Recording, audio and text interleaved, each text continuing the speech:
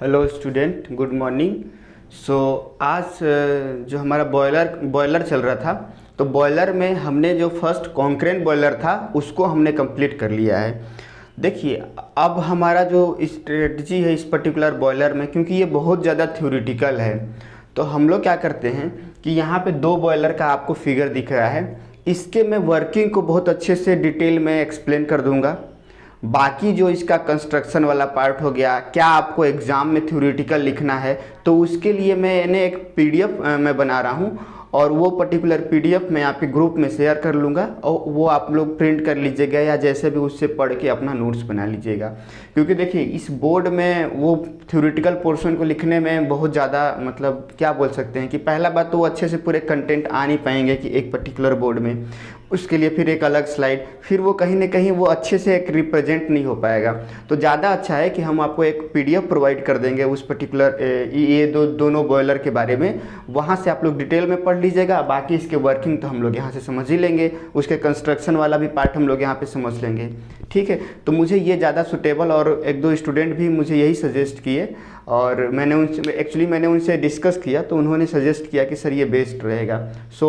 जो भी थ्योरेटिकल वाला पोर्शन है तो हम लोग ऐसा ही कर लेते हैं कि अगर उसका कुछ डेरिवेशन पोर्शन है या फिर कोई डायग्राम वाला पोर्शन है तो उसको हम लोग यहाँ पे समझ लेते हैं, बाकी उसका हम लोग पीडीएफ बना लेते हैं। क्योंकि देखिए, थर्मोडायनेमिक्स में बोथ है, theoretical as well as numerical, या फिर ये बोल सकते हैं कि एक्सप्लेनेशन वाला पार्ट। तो हम लोग मोर फोकस करेंगे एक्सप्लेनेशन वाले पार्ट में, और उसका जो डिटेल में कि अब इसी का हम लोग वर्किंग बहुत सारा इतने बड़े में लिखते, क्लियर है। तो कहीं ना कहीं थोड़ा बहुत राइटिंग का भी इशू तो होता ही है, और प्लस एज वेल एज अगर हम आपको पीडीएफ में देंगे तो वो लॉन्ग टर्म आपके पास अच्छे से रहेगा, उसको आप अपडेट भी कर सकते हैं फ्यूचर में।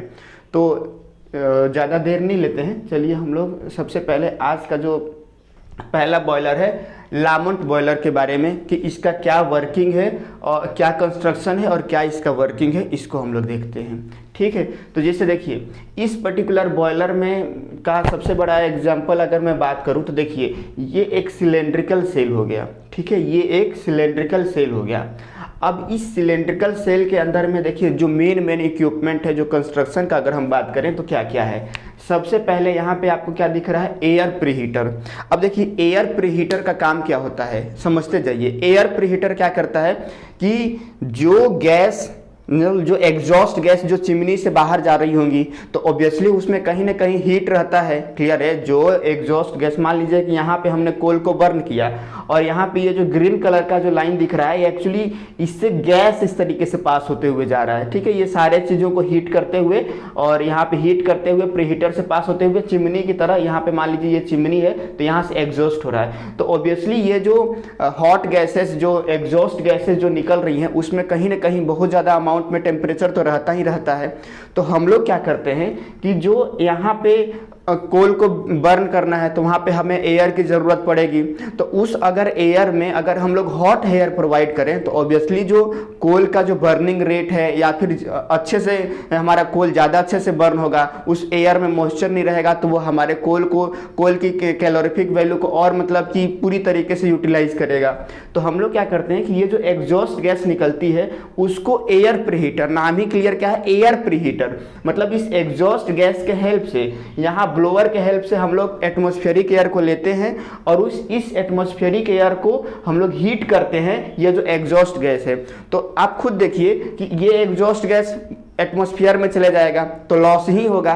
पर अगर हम यहाँ पे इसी एग्जॉस्ट गैस के हीट को अगर हम ट्रैप कर लें, यूज कर लें, हमारा जो इनकमिंग एयर है उसको हीट करने के लिए, और देन उसको फिर यहाँ से एक पाइप के थ्रू हम लोग जहाँ पे कोल बर्न हो रहा है अगर वहाँ पे सप्लाई कर देंगे, तो कहीं ना कहीं हमारी पावर प्लांट की एफिशिएंसी बढ़ जाएगी। ठीक है, तो इस तरीके से हम लोग क्या कर रहे हैं, इस पर्टिकुलर एयर प्रीहीटर का यूज किया जाता है। जो एटमॉस्फेरिक एयर होता है उसको पहले से प्री हीट, मतलब प्री हीट करके उसको हम लोग क्या करेंगे, कंबस्शन चेंबर में उसको सप्लाई करेंगे। उससे क्या होता है कि हमारी जो कोल बर्निंग रेट होती है, या फिर कोल का जो बर्निंग होता है, वो पूरी तरीके से कंप्लीट बर्निंग होता है, जिससे हमें high amount of heat provide होता है। तो ये पहला हमारा इस पर्टिकुलर लामोंट बॉयलर का इक्विपमेंट हो गया। और अगर आपको याद आ रहा होगा तो हमने डिस्कस किया था कि दो टाइप का जो बॉयलर होता है उसमें डिवाइस को हम लोग दो कैटेगरी में डिवाइड करते हैं। एक तो होता है हमारा माउंटिंग और दूसरा होता है एसेसरीज। माउंटिंग वो चीज़ होता होता है कि जिसके बिना हमारा जो बॉयलर है वो वर्क ही नहीं कर पाएगा, उसके बिना हम सेफली उसको वर्क नहीं कर पाएंगे। और दूसरा होता है एसेसरीज, नाम से ही क्लियर क्या है, एसेसरीज मतलब वो क्या करेगा, उसके बिना तो हमारा बॉयलर वर्क करेगा, लेकिन अगर हम एसेसरीज को यूज करेंगे तो उससे हमारी क्या हो जाती है कि इफिशियंसी इंक्रीज हो जाती है। तो आपको यहाँ पे ये जो एयर प्रीहीटर है, ये इकोनोमाइजर हो गया, सुपर हीटर हो गया, ये तीनों जो है वो हमारे एसेसरीज के कैटेगरी में आते हैं। एयर प्रीहीटर अगर यहाँ पे नहीं लगा रहते तो भी एग्जॉस्ट गैस निकल जाता, यहाँ से डायरेक्टली हम लोग एयर यहाँ पे दे देते तो बॉयलर तो हमारा काम करता। लेकिन अगर हम एयर प्रीहीटर लगा दिए तो उसका एडवांटेज क्या हुआ कि यहाँ से जो एयर आएगा उसको, जो पहले हम लोग मान लीजिए कि 20 डिग्री एयर पे है उसको सप्लाई कर रहे थे, तो ऑब्वियसली वहाँ पे जो कोल बर्निंग रेट है वो थोड़ा कम रहेगा। अगर हम वैसी एयर को अगर 50 डिग्री 60 डिग्री 70 डिग्री अगर पहले से हीट करके अगर सप्लाई करें तो, और अल्टीमेटली उसको अलग से तो हीट यूज कर ही नहीं रहे हैं, जो एग्जॉस्ट गैसेज जो लॉस हो रही थी बस उसी को हम लोग क्या कर रहे हैं, यूटिलाइज कर ले रहे हैं। तो इस तरीके से ये एयर प्रीहीटर एक तरीके से एसेसरीज के कैटेगरी में आता है जो हमारे बॉयलर की एफिशिएंसी को इंक्रीज कर देता है। तो पहला पार्ट क्लियर हो गया हमारा एयर प्रीहीटर। अब आता है हमारा इकोनोमाइजर। देखिए दो चीज है, एक है इकोनोमाइजर, एक है इवोपोरेटर। इकोनोमाइजर क्या करता है कि देखिए यहाँ पे ये जो गैसेज है वो हीट करते करते यहाँ पे भी यहाँ से भी गुजर रहा है। तो हम लोग क्या कर रहे हैं कि जो फीड वाटर होता है, फीड वाटर मतलब क्या कि हमने मान लीजिए कहीं से भी रिवर से या फिर कहीं से भी हम लोग वाटर लिए हैं, तो वो जो कि मान लीजिए एक नॉर्मल टेम्परेचर के वाटर पे है। अब हम लोग क्या कर रहे हैं कि इकोनोमाइजर में हम क्या करते हैं कि उस वाटर के टेम्परेचर को इंक्रीज कर देते हैं। कैसे इंक्रीज करते हैं, ये जो हॉट गैसेज यहाँ से उठ के ये जो ग्रीन कलर का आपको बड़ा लाइन दिख रहा है ये जा रहा है, तो यहाँ पे जब ये इकोनोमाइजर के कांटेक्ट में आएगा तो जो फीड वाटर जो कि अभी नॉर्मली मान लीजिए 20 डिग्री पे है, 30 डिग्री पे है, तो उसके टेम्परेचर को वो इंक्रीज करके 60 डिग्री पे कर देगा। क्लियर है।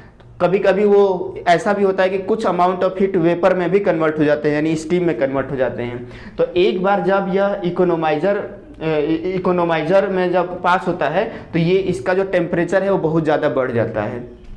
तो अब इकोनोमाइजर से पास होते हुए इसको फिर हम लोग एक स्टीम सेपरेटिंग ड्रम में ले आते हैं। तो अब वहाँ पे अगर वाटर रहेगा तो देखिए ये ब्लैक कलर का जो डॉट देखें कि यहाँ पे वो नीचे में सेटल हो जाएगा, और कुछ भी थोड़ा बहुत भी अगर स्टीम में वो कन्वर्ट हुआ रहेगा तो वो यहाँ पे स्टीम यहाँ पे कलेक्ट हुए रहेगा।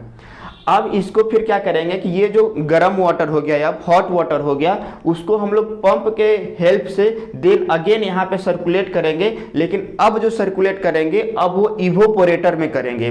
तो नाम से क्लियर क्या है, इवोपोरेटर मतलब क्या करेगा कि जो हॉट वाटर रहेगा उसको वो इवोपोरेट कर देगा।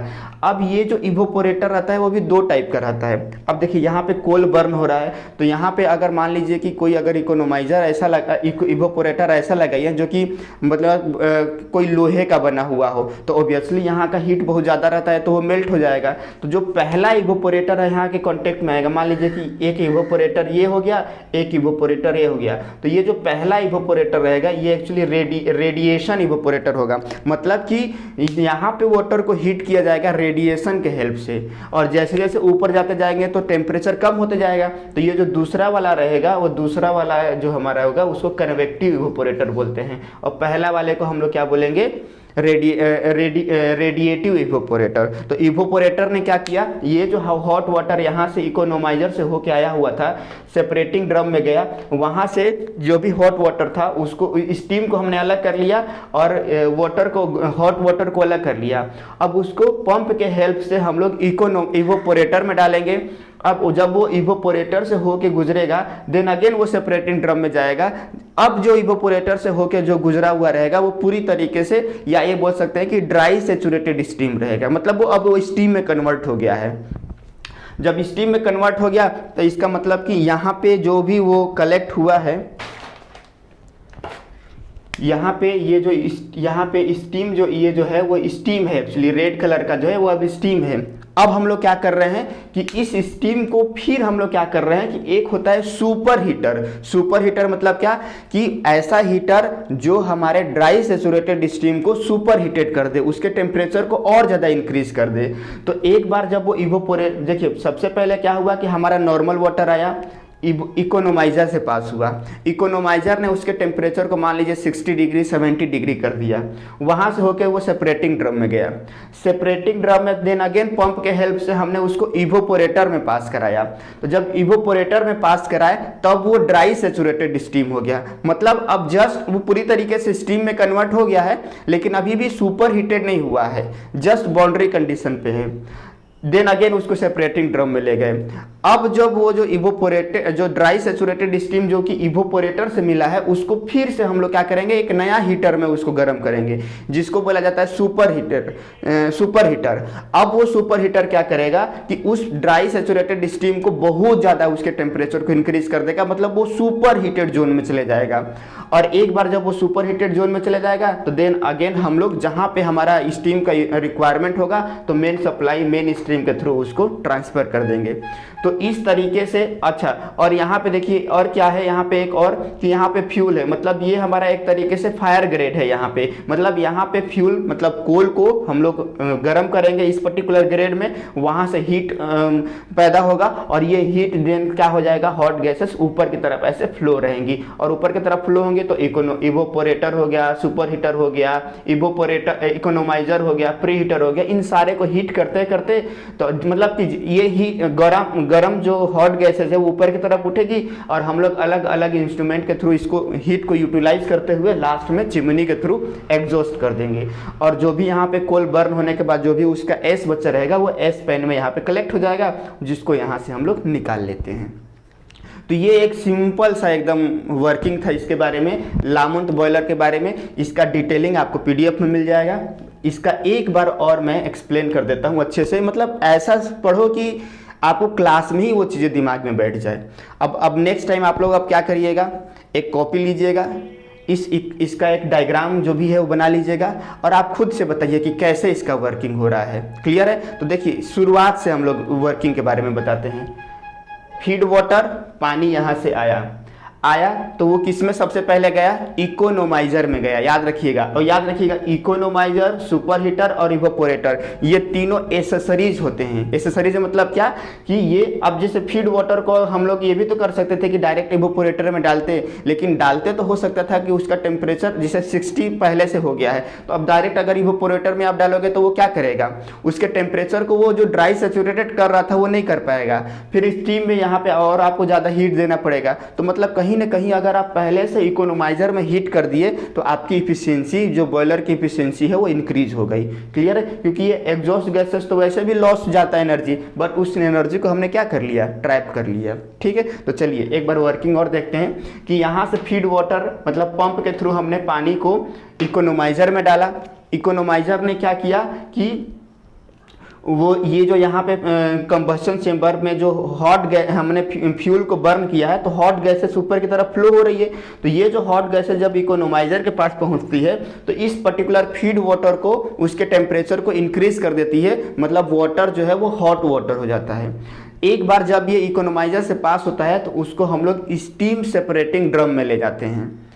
अब स्टीम सेपरेटिंग ड्रम में जब चला जाता है तो वाटर का वहाँ का जो कंडीशन होता है वो 60 डिग्री 70 डिग्री, मतलब जो भी अकॉर्डिंग टू कितने देर तक पास किया गया है, कैसा इकोनोमाइजर है, उसके आधार पर मतलब ये बोल सकते हैं कि उसका टेम्परेचर जो है वाटर का वो इंक्रीज हो जाता है। अब सेपरेटिंग ड्रम से देन अगेन हम लोग पंप के थ्रू अब वो जो हॉट वाटर है उसको हम लोग इवोपोरेटर में ट्रांसफर कर देते हैं। अब इवोपोरेटर भी दो टाइप का होता है, जो कंबस्शन चेंबर के पास वाला इवोपोरेटर रहेगा उसको हम लोग बोलेंगे रेडिएटिव इवोपोरेटर, और उसके ऊपर वाला जो इवोपोरेटर रहेगा उसको बोला जाता है कन्वेक्टिव इवोपोरेटर। अब इवोपोरेटर में क्या होगा, नाम से ही क्लियर है, इवोपोरेट मतलब hot water is going to evaporate into dry saturated steam. Clear है? तो जब इवोपोरेटर से ये जो हॉट वाटर पास करेगा तो वो ड्राई सेचुरेटेड स्टीम में कन्वर्ट हो जाएगा। तो अब वो फिर देन अगेन सेपरेटिंग ड्रम में जाएगा। वहां पे हम लोग क्या करेंगे कि जो ड्राई सेचुरेटेड स्टीम है उसको सेपरेट कर लेंगे और ड्राई सेचुरेटेड स्टीम को फिर हम लोग फर्दर सुपर हीटेड में भेज देंगे। यहाँ पे एरो देखिए सुपर हीटेड में जा रहा है। अब सुपर हीटर होता है, वो सुपर हीटर जो करता है उस स्ट्रीम को सुपर हीटेड कंडीशन में कन्वर्ट कर देता, मतलब बहुत ज़्यादा टेम्परेचर और प्रेशर में कन्वर्ट कर देता, मतलब उसमें बहुत ज़्यादा अमाउंट ऑफ एनर्जी रहता है, और देन उसको फिर अगेन मेन स्ट्रीम को भेज दिया जाता है। तो ये रहा उसका वर्किंग, और एक सिंपल सा इसका क्या बोलना चाहिए हमारा वर्किंग के बारे में और कंस्ट्रक्शन के बारे में हमने डिस्कस किया। अब हम लोग अपने नेक्स्ट बॉयलर की तरफ मूव करते हैं, वो है लॉइफर बॉयलर। क्लियर है, लॉइफर बॉयलर। तो इसका भी वर्किंग बहुत ही सिंपल है, देख लीजिए कैसे। फीड टैंक मतलब पहले से हमने कहीं पानी को स्टोर किया हुआ है, वहाँ पे पानी को जब हम लोग स्टोर किए हुए हैं तो पंप के हेल्प से अब हम लोग क्या करेंगे, देन अगेन इकोनोमाइजर में डालेंगे। जैसे यहाँ पे इकोनोमाइजर था वैसे ही यहाँ पे इकोनोमाइजर में हमने पानी को डाला। अब ये जो एक पानी, अब देखिए यहाँ पे क्या हो रहा है, यहाँ पे ये जो है कोल कहाँ पे बर्न हो रहा था, यहाँ पे कोल बर्न हो रहा था, यहाँ पे कोल बर्न हो रहा है। यहाँ से ये हॉट गैसेस जो जनरेट होगी, और ये हॉट गैसेस जो है वो यहाँ से हॉट गैसेस होते हुए इस तरीके से कुछ ऐसा अरेंजमेंट रहता है कि ये हॉट गैसेस इस तरीके से ऐसे फ्लो होते जाएगी। क्लियर है, और यहाँ से फिर ये डायरेक्टली एग्जॉस्ट हो जाएगी। क्लियर है।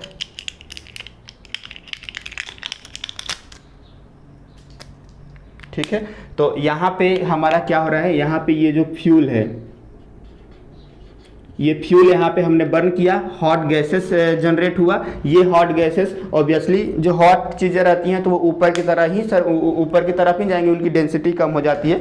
तो इस तरीके से जो अरेंजमेंट रहता है तो यहाँ से वो ऊपर की तरफ मूव होते हुए जाएगी।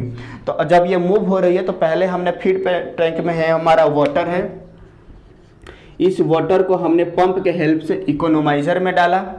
देन ये जो इकोनोमाइजर था ये अब क्या कर रहा है कि ये जो वाटर है जिसको कि हॉट कर दिया है उसको फिर अब वो देन अगेन यहाँ पे जैसे सेपरेटिंग स्टीम सेपरेटिंग ड्रम था वैसे ही यहाँ पे एक होता है बॉयलर ड्रम, तो हॉट वाटर को बॉयलर ड्रम में ले आएगा। ठीक है, यहाँ तक हॉट वाटर को बॉयलर ड्रम में ले आया। अब यहाँ पे देखिए क्या होता है, जैसे यहाँ पे जो सुपर हीटेड स्टीम था वो जो सुपर हीटेड हो रहा था उसको डायरेक्टली हम लोग मेन सप्लाई कर दे रहे थे, बट इस लोएफर बॉयलर में एक अलग अरेंजमेट ये है कि जो भी हमारा ये जो सुपर हीटेड स्टीम आएगा उसका कुछ पार्ट यूटिलाइज करेंगे इसमें हीट करने के लिए, मतलब और ज़्यादा हीट करने के लिए, और कुछ पार्ट जो है उसको मेन सप्लाई में सप्लाई कर देंगे। मतलब मान लीजिए कि अगर मेरे को टोटल 15 kg मान लीजिए कि टोटल हमने स्टीम को जनरेट किया सुपर हीटेड हीटर में, तो इसका 2/3 हम लोग क्या करेंगे कि 2/3 बॉयलर ड्रम में यूज करेंगे। ये जो इकोनोमाइजर से जो वाटर आएगा उसको हीट करने के लिए, और केवल 1/3 ही हम लोग क्या करेंगे पावर प्लांट में या मेन सप्लाई या मेन यूज के लिए भेजेंगे। अब ऐसा क्यों करते हैं, क्योंकि इस पर्टिकुलर लोएफर बॉयलर का ये है कि हमें बहुत ज़्यादा हाई क्वालिटी ऑफ स्टीम की ज़रूरत होती है, इससे भी ज़्यादा हाई क्वालिटी ऑफ स्टीम की ज़रूरत होगी। तो इससे क्या होगा कि जब ये इकोनोमाइजर से वाटर आएगा तो यहाँ पे देखिए हमने क्या लिखा है सुपर हीटेड स्टीम, मतलब कि जो यहाँ से अगर मान लीजिए मेन सप्लाई कर रहे हैं तो मेन सप्लाई में एक पार्ट तो हमारा चला जाएगा हमारा एप्लीकेशन के लिए, और दूसरा पार्ट जो आएगा वो बॉयलर ड्रम में आएगा जिसका यूज करेंगे हम लोग इकोनोमाइजर से जो वाटर आया है उसको फर्दर हीट करने के लिए। उससे क्या रहेगा कि जब भी वो मूव होके हमारा सुपर हीटर में जाएगा, मतलब यहाँ पे इवोपोरेटर को हटा के हमने क्या किया है डायरेक्टली जो सुपर हीटेड स्टीम है उससे हम लोग हीट कर रहे हैं, बस यही अंतर है। जैसे यहाँ पे देखिए इकोनोमाइजर से आ रहा था, सेपरेटिंग ड्रम में जा रहा था, देन वहाँ से फिर ये इवोपोरेटर में जा रहा था। तो ये इवोपोरेटर यहाँ ना होके हम लोग डायरेक्टली क्या करते हैं कि ये जो सुपर हीटेड स्टीम जो कि हम लोग मेन सप्लाई करने वाले हैं उसी का एक पार्ट जो है यूज ले लेते हैं, यूटिलाइज कर लेते हैं हीट करने के लिए वाटर को। तो जब ये सुपर हीटेड स्टीम को इस वाटर के साथ मिक्स किया जाता है तो ऑब्वियसली उसका टेम्परेचर बढ़ जाएगा, इवन वो ड्राई सैचुरेटेड स्टीम के कंडीशन में भी, या कभी कभी वो सुपर हीटेड स्टीम के इतना ज़्यादा हीट रहता है कि वो सुपर हीटेड स्टीम यहाँ ही कन्वर्ट हो जाता है। जब एक बार ये यहाँ पे कन्वर्ट हो गया देन अगेन सर्कुलेटिंग पंप के थ्रू से दो अलग अलग टाइप का सुपर हीटर में यहाँ पे पास कराया जाता है। एक होता है हमारा रेडिएटिव सुपर हीटर और दूसरा होता है हमारा कन्वेक्टिव सुपर हीटर। जो रेडिएटिव सुपर हीटर रहेगा तो ऑब्वियसली जहाँ पे कोल बर्न हो रहा है वहाँ का टेम्परेचर बहुत ज़्यादा होगा, तो रेडिएशन के हेल्प से इस पर्टिकुलर जो हमारा स्टीम है उसको वो हीट ट्रांसफर करेगा। और कन्वेक्टिव जो रहेगा वो पाइप पाइप में एक कोई हीटर बहुत बड़ा लगाया जाता है जो उसके स्टीम को मतलब कि क्या करेगा, सुपर हीटेड करेगा। मतलब सिंपल ये बस समझ लीजिए कि बॉयलर ड्रम से जो भी हमारा स्टीम आएगा तो उसका कंडीशन ड्राई सैचुरेटेड या इवन सुपर हीटेड कंडीशन हो सकता है। उसको क्योंकि हमें ज़्यादा अमाउंट ऑफ एनर्जी की ज़रूरत है तो देन अगेन उसको सुपर हीटर में पास कराया जाता है, जो कि दो टाइप का होता है, रेडिएटिव सुपर हीटर और एक कन्वेक्टिव सुपर हीटर। और जब इसको देन अगेन हीट किया जाता है तो इसका कंडीशन जो होता है इस पर्टिकुलर स्टीम का बहुत ही ज़्यादा सुपर हीटेड कंडीशन चला जाता है, बहुत ज़्यादा अमाउंट ऑफ एनर्जी को वो कंटेन कर लेता है। देन यहाँ पे एक वॉल्व होता है, इस वॉल्व के हेल्प से some amount of super heated steam जो होता है उसको हम लोग यूटिलाइज कर लेते हैं बॉयलर ड्रॉप में, और जो भी रिमेनिंग पार्ट रहता है वो हम लोग डायरेक्टली ट्रांसफ़र कर देते हैं एप्लीकेशन यूज के लिए। तो होप आपको इसका और इसके में दोनों में डिफरेंस क्या हुआ है कि सब कुछ सेम है, इकोनोमाइज़र यहाँ भी है, सुपर हीटर यहाँ भी है, बस यहाँ पे इवोपोरेटर जो एक अलग से इंस्ट्रूमेंट हो रहा था उसको हमने हटा के डायरेक्टली जो सुपर हीटेड स्टीम है उसका यूज कर रहे हैं, उस पर्टिकुलर जो इकोनोमाइज़र से वाटर आया उसको हीट करने के लिए, उसको इवोपोरेट करने के लिए। ठीक है, और देखिए फिर यहाँ भी एक प्री हीटर लगा हुआ रहता है। इस प्री हीटर में जो भी यहाँ पे वाटर इन हुआ, ये एग्जॉस्ट गैसेस जा रहा है, इसके एयर को हम लोग यूटिलाइज करेंगे और ये देन इसको यहाँ पे प्री हीटेड एयर को कोल के जगह पे यहाँ पे सप्लाई कर देंगे, ये हॉट एयर को, क्योंकि यहाँ कोल बर्न हो रहा है तो ये हॉट एयर यहाँ से एयर इन हुआ, बॉयलर के हेल्प से उसको हमने सक किया, यहाँ पे ये जो गैस जा रही है इसका हम लोग यूटिलाइज किए और यहाँ से फिर ये यहाँ पे जहाँ पे कोल बर्न हो रहा है, जैसे यहाँ पे हो रहा था ना, यहाँ पे एयर इन हो रहा था, यहाँ से सप्लाई करके जहाँ कोल बर्न हो रहा था उस हॉट एयर को दे देते थे, वैसे ही यहाँ पे इस तरीके से हॉट एयर को हम लोग एयर प्रीहीटर के हेल्प से दे देते हैं। देन अगेन यहाँ पे हमारा क्या हो जाएगा, बॉयलर की एफिशिएंसी इंक्रीज हो जाएगी। तो एक बार और हम लोग लॉयफर बॉयलर का देख लेते हैं कि कंस्ट्रक्शन क्या है।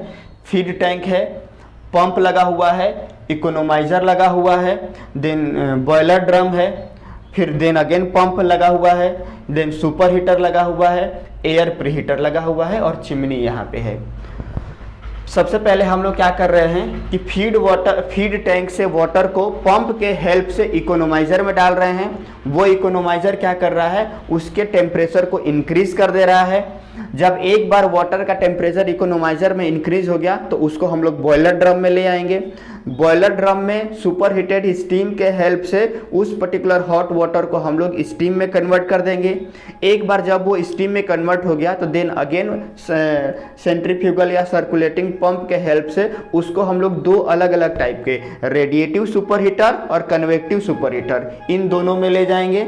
जब इन दोनों में ले जाएंगे तो उसका कंडीशन बहुत ही ज़्यादा हॉट एंड मतलब कि हॉट एंड सुपर हीटेड हो जाएगा, high amount of enthalpy contain किया रहेगा। जब एक बार ये ऐसा हुआ तो एक वॉल्व लगा रहेगा, वहाँ पे हमारा आके सुपर हीटेड स्टीम कलेक्ट हो जाएगा, जहाँ से हम लोग एक मेन सप्लाई की तरह जहाँ एप्लीकेशन है वहाँ दे देंगे और दूसरा एक पार्ट जो है जो कि हीट वाटर को हीट करना है वहाँ पे हमें सुपर हीटेड स्टीम की ज़रूरत है, वहाँ पे भेज देंगे। ठीक है, और फिर बाद में ये जो एग्जॉस्ट गैस हो रही है तो उसके अमाउंट ऑफ एनर्जी को ट्रैप करने के लिए एक एयर प्रीहीटर लगाए रहेंगे, जो एयर प्रीहीटर जो है इनकमिंग एयर को हीट कर देगा और उसको हम लोग यहाँ पे जहाँ फ्यूल बर्न हो रहा है वहाँ पे सप्लाई कर देंगे, जिसके कारण हमारी जो इफिशियंसी होती है बॉयलर की बढ़ जाती है। तो ये रहा हमारा मतलब कि सबसे मुझे तो ऐसा लगता है कि सबसे सिंपलेस्ट वे में मैं इसको एक्सप्लेन करने की कोशिश किए हैं। बाकी फिर इसका जो डिटेलिंग है वो आपको पीडीएफ में मिल जाएगा। ठीक है, तो होप आप इसको एंजॉय किए होंगे और अच्छे से इसको फिर से 2-3 बार वीडियो देखिए। अगर नहीं समझ में आ रहा है तो आपको अच्छे से क्लियर हो जाएगा, आप किसी को भी बहुत अच्छे से ये दोनों बॉयलर एक्सप्लेन कर पाएंगे। ठीक है, चलिए।